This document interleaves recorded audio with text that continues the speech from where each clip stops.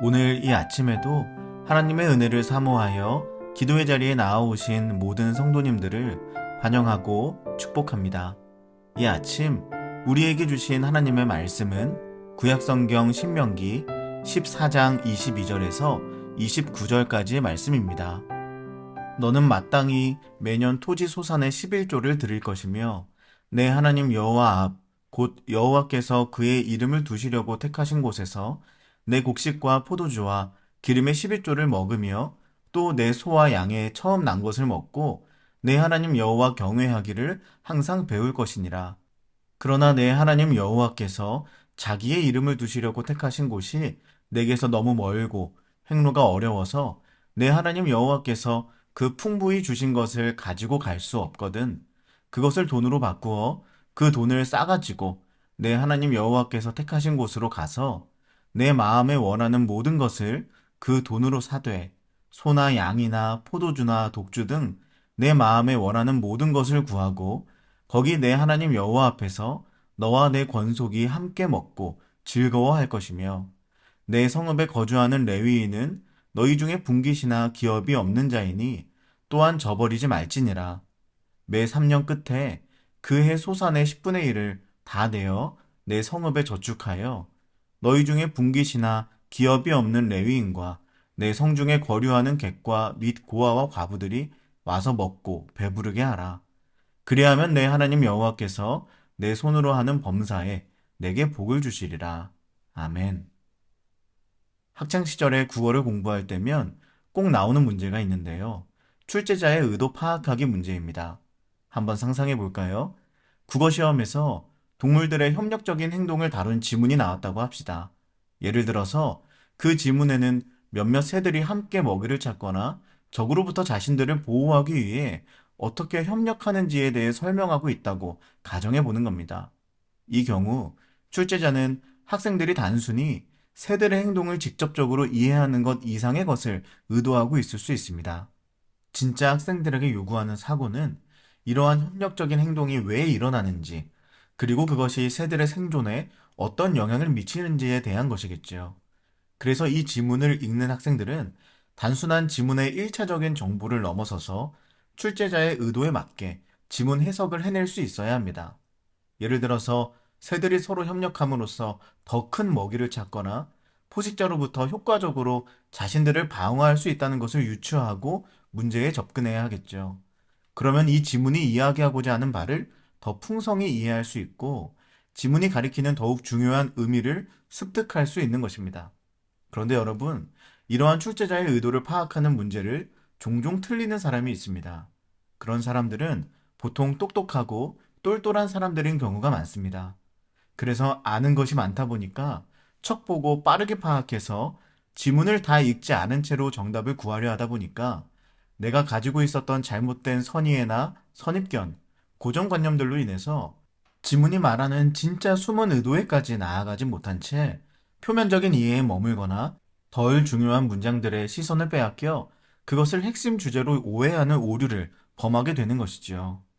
오늘 본문 이야기는 우리가 너무나 잘 아는 쉬운 내용의 말씀이고 하나님께서 말씀하시는 바가 아주 명확하게 드러나 있는 말씀입니다.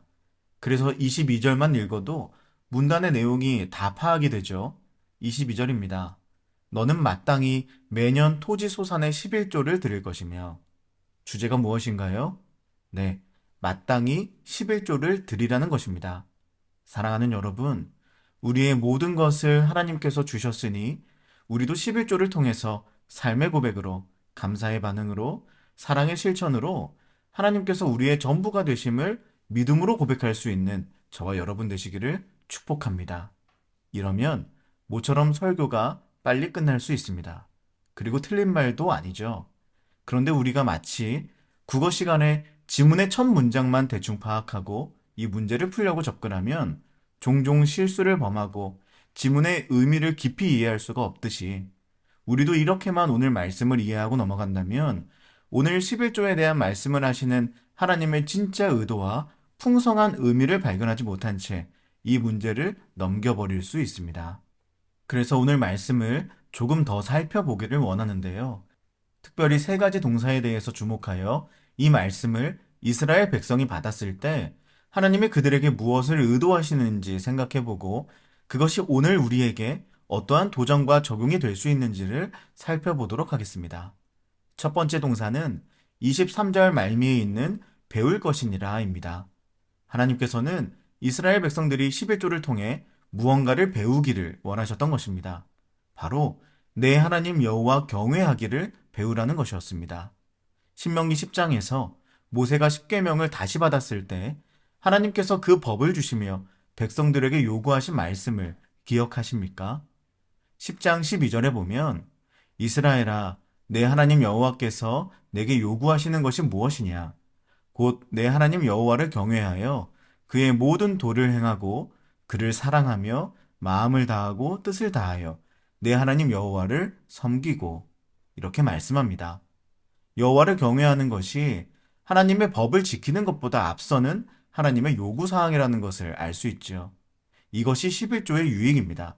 하나님께서는 하나님의 법을 우리에게 주시고 그것을 행하고 사랑과 마음과 뜻을 다하여 하나님을 섬기는 삶을 이스라엘 백성들이 진짜 살아내도록 하시기 위하여 이스라엘 백성들에게 그 모든 것의 필수 조건인 하나님 경외하는 것을 실제적인 삶의 모습으로 행동으로 가르쳐 주시고자 11조를 명하신 것이라는 겁니다.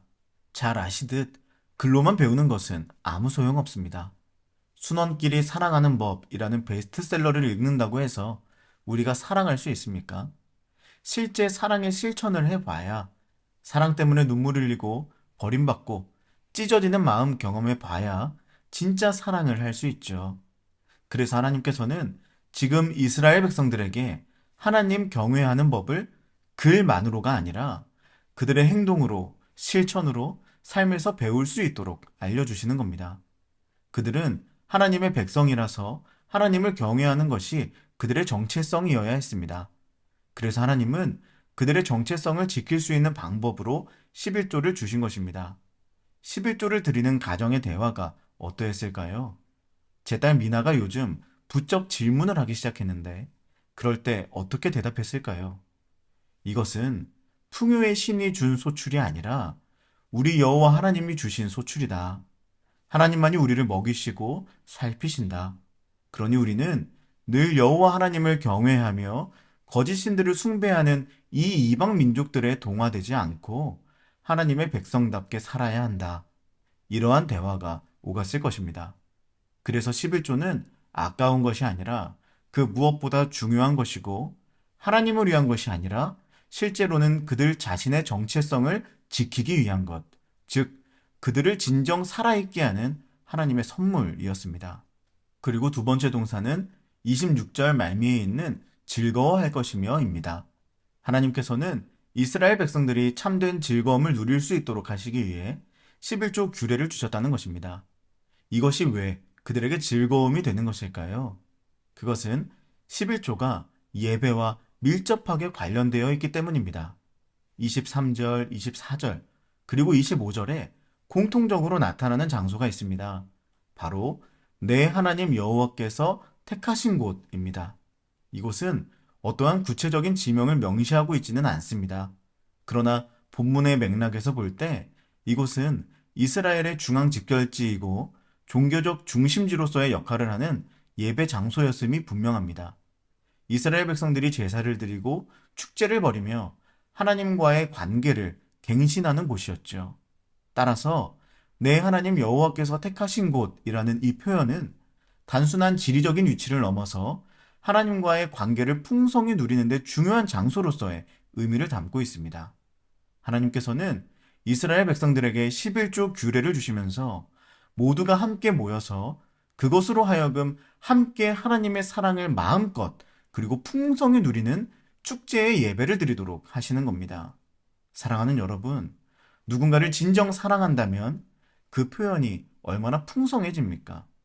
제가 미나를 사랑할 때 말로만, 명령으로만, 교육으로만 그 사랑을 알려주려고 하고 그 사랑을 미나가 이해하기를 요구한다면 제 딸이 그거 보고 내가 아빠에게 진짜 사랑받는다고 느낄까요? 하나님께서는 자신이 자기 백성들을 얼마나 사랑하시는지, 왜 하나님이 그들의 정체성이 되셔야 하는지를 말로서만, 명령으로만, 교육으로만 알려주시지 않고 그 감정과 정서, 풍성한 누림을 통해서도 알려주고 싶으셨던 것입니다. 그래서 11조 규례는 그것을 통해 백성들이 풍성한 누림으로 가득한 축제의 예배를 드리며 항상 하나님을 향한 사랑으로 충만하여 살아갈 수 있도록 그 사랑을 충분하게 회복시켜 주시기 위한 하나님 사랑의 통로가 되는 것입니다. 그리고 세 번째 동사는 배부르게 하라입니다. 29절에 나와 있는데요. 누구를 배부르게 하는 것입니까? 땅을 기업으로 받지 못한 레위인들과 나그네와 고아와 과부를 배부르게 하라는 것이죠. 특히 이 11조는 매년 하는 것이 아니라 3년에 한 번, 그리고 정한 예배 장소가 아니라 내가 사는 그 성읍에서 행하도록 하십니다. 하나님의 백성은 그들끼리만 함께 모여서 즐거워하는 공동체가 아닙니다. 왜냐하면 그들의 원래 정체성은 나그네였기 때문입니다. 신명기 10장 19절은 이렇게 말씀합니다. 너희는 나그네를 사랑하라. 전에 너희도 애굽 땅에서 나그네 되었음이니라. 원래 이스라엘은 정처 없이 떠도는 나그네에 불과했는데 하나님께서 그들을 사랑으로 부르시고 하나님 백성 삼아 주셔서 그들의 정체성이 하나님께 속한 자로 변화되고 하나님으로 인한 충만한 즐거움을 누릴 수 있게 되었지 않습니까? 그렇다면 그들이 그 정체성을 계속 유지하고 더욱 그에 맞게 살아갈 수 있으려면 어떻게 해야 할까요? 나 또한 하나님이 내게 행하신 것처럼 나그네와 또는 그와 같은 형편에 있는 자들에게 하나님의 사랑을 실천함으로써 하나님이 내게 주신 근원적인 사랑이 계속 내 안에 숨쉬게 만들어야 하지 않겠습니까? 그래서 11조는 불붙은 장작더미에 산소를 공급해주는 것과 같은 겁니다. 이스라엘 백성들이 진짜 이스라엘 백성답게 계속 살아낼 수 있도록 주신 생명줄 같은 것이죠. 사랑하는 여러분, 이것이 이 본문의 출제자, 하나님의 의도입니다. 단순히 꼭 11조 하라는 말, 그런 말씀이 아니라 이스라엘 백성들이 이 세상 험한 세월들을 살아가면서 자기 정체성을 확인하고 그것을 통해 하나님의 사랑을 더욱 충만하고 즐겁게 누리고 앞으로도 계속 하나님의 백성답게 살아내도록 그들을 붙드시는 하나님의 손이자 사랑이자 생명줄인 것입니다. 사랑하는 여러분, 그리고 오늘 하나님께서 우리에게 동일한 마음으로 이 본문을 말씀하고 계십니다. 오늘 우리의 삶에서 나의 정체성을 확인하고 그로 인해 하나님의 사랑을 즐거이 누리고 그 사랑을 나누며 나의 정체성에 합당한 삶을 살기 위해 우리가 마땅히 해야 할 것은 무엇입니까? 오늘 이 아침 기도의 시간에 하나님께서 우리 각자에게 주시는 마음이 있다면 그 마음에 마땅한 순종으로 반응하여 하나님이 원하시는 모습대로 오늘도 살아낼 수 있는 저와 여러분 되시기를 주님의 이름으로 간절히 축복합니다. 함께 기도하겠습니다.